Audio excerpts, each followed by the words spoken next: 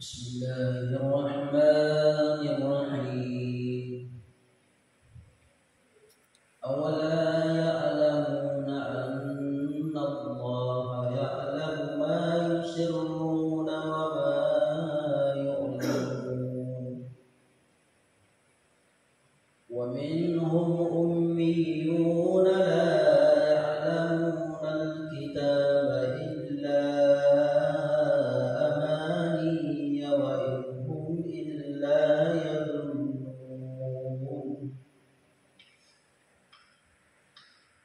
فويل للذين يكتبون الكتاب بأيديهم ثم يقولون هذا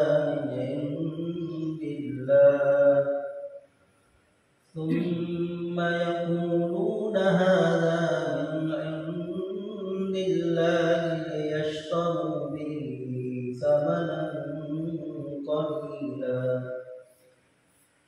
وويل لهم مما كتبت أيديهم وويل لهم مما يكسبون وقالوا لن تمسنا النار إلا أياما معدودة قل اتخذتم عند الله عهدا فلن يخلف الله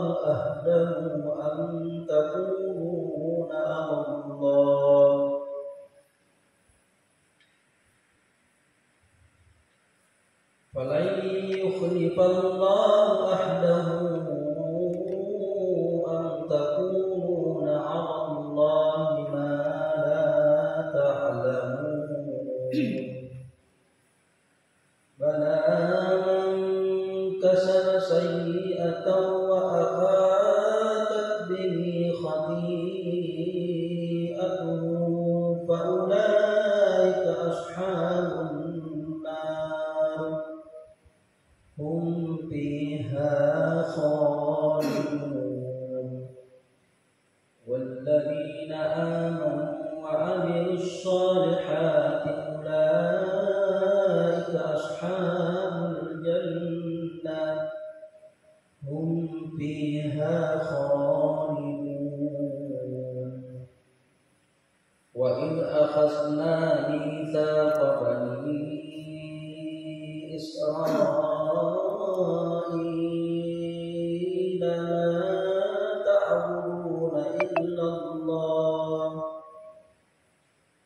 لا تعبدون إلا الله وبالوالدين إحسانا وذي القربى واليتامى والمساكين وقولوا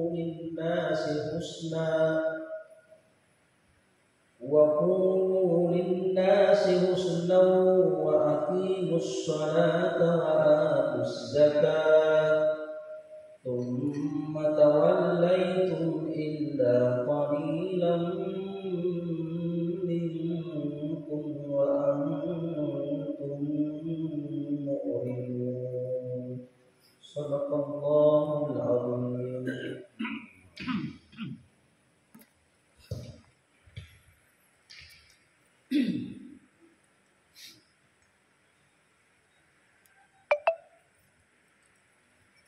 Alhamdulillah, itulah tadi pembacaan surah Al-Baqarah di ayat 77 sampai dengan 83. Kita lanjutkan dengan membaca dua hadis di dalam kitab Fadailul A'mal, kitab Fadail Amal oleh Syekh Maulana Muhammad Zakaria Al-Khandalawi. Dalam hadis, hati yang kosong dari Al-Quran seperti rumah yang kosong. An Ibni Abbasin radhiyallahu anhuma qala Rasulullah sallallahu alaihi wasallam innal ladzi laisa fi jawfihi syai'un minal qur'ani kal baitil kharibi.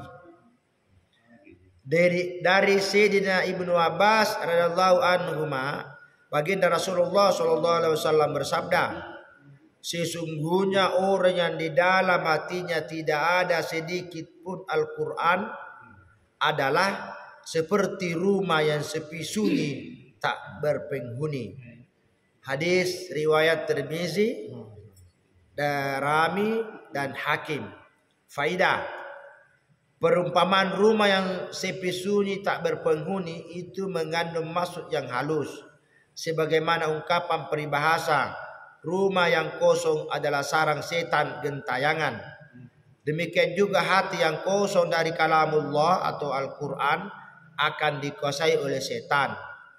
Hadis di atas menyatakan betapa penting menghafal Al-Quran atau membaca Al-Quran, sehingga hati yang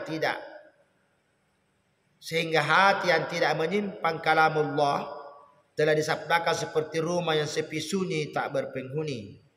Sayyidina Abu Hurairah radhiyallahu anhu berkata, rumah yang di dalamnya ada bacaan Al-Quran, keluarga serta kerabatnya akan bertambah banyak dan bertambah banyak dan keberkahan, serta kebaikan akan memenuhi ahli rumah tersebut. Malaikat akan turun memenuhi rumah itu dan setan akan keluar dari rumah itu. Sebaliknya, rumah yang di dalamnya tidak dibacakan Al-Quran akan dipenuhi oleh kesempitan dan ketidakberkahan. Malaikat akan keluar dari rumah itu dan setan akan menyusup masuk di dalam rumah itu. Sayyidina Ibnu Abbas radhiyallahu anhu dan sahabat yang lain meriwayatkan dari baginda Nabi sallallahu alaihi wasallam, rumah kosong ialah rumah yang di dalamnya tidak dibacakan Al-Quran. Hadis terakhir, An Abi Hurairah radhiyallahu anhu qala Rasulullah sallallahu alaihi wasallam, ayuhibbu ahadukum idza raja'a ila ahlihi ay yajida fi thalatha khalifatin idhamin simanin. Qulna na'am. Qala fasalatu ayatin yaqra'u bihinna ahadukum fi salatihi khairun lahu min salasi khalifatin idhamin simanin. Rawahu Muslim. Dari Sayyidina Abu Hurairah radhiyallahu anhu, baginda Rasulullah sallallahu alaihi wasallam bersabda, sukakah seseorang di antara kalian jika pulang ke rumahnya mendapatkan 3 ekor unta betina yang hamil dan gemuk? Kami menjawab, tentu ya Rasulullah. Beliau bersabda, 3 ayat Al-Quran yang dibaca oleh seseorang di antara kalian dalam sholatnya lebih baik daripada 3 ekor unta yang hamil dan gemuk. Hadis riwayat Muslim. Inti hadis ini sama dengan hadis ketiga yang lalu. Dalam hadis ini disebutkan pahala membaca Al-Quran dalam sholat, sedangkan dalam hadis yang ketiga disebutkan pahala membaca Al-Quran di luar sholat. Maka dalam hadis ini disebutkan bahwa membaca 3 ayat Al-Quran dalam sholat lebih baik daripada 3 unta betina yang hamil. Ke dalam hadis ini terdapat 2 ibadah, yaitu ibadah sholat dan ibadah membaca Al-Quran. Hadis seperti ini sekedar perbandingan, karena bagaimanapun juga pahala 1 ayat Al-Quran pasti lebih utama daripada 1000 unta betina yang bersifat fana. Fana itu binasa. Ini 2 hadis. Ini 2 hadis yang kita baca setelah dilanjutkan dengan surah Al-Baqarah tadi. Mudah-mudahan komunitas Tadurus Samun Jawa dan Ngendes pada subuh Sabtu berada di Masjid M. Sungkana pada tanggal 6 April 6 Mei 2023 bertepatan dengan 15 Syawal 1444 Hijriah. Mudah-mudahan semangat membaca Al-Quran, semangat membaca hadis, kita diberikan oleh Allah Subhanahu wa taala hidayah, rahmat dan kasih sayangnya, sehingga kita semua hasanah fid dunya wa hasanah fil akhirah. Amin ya rabbal alamin. Assalamualaikum warahmatullahi wabarakatuh.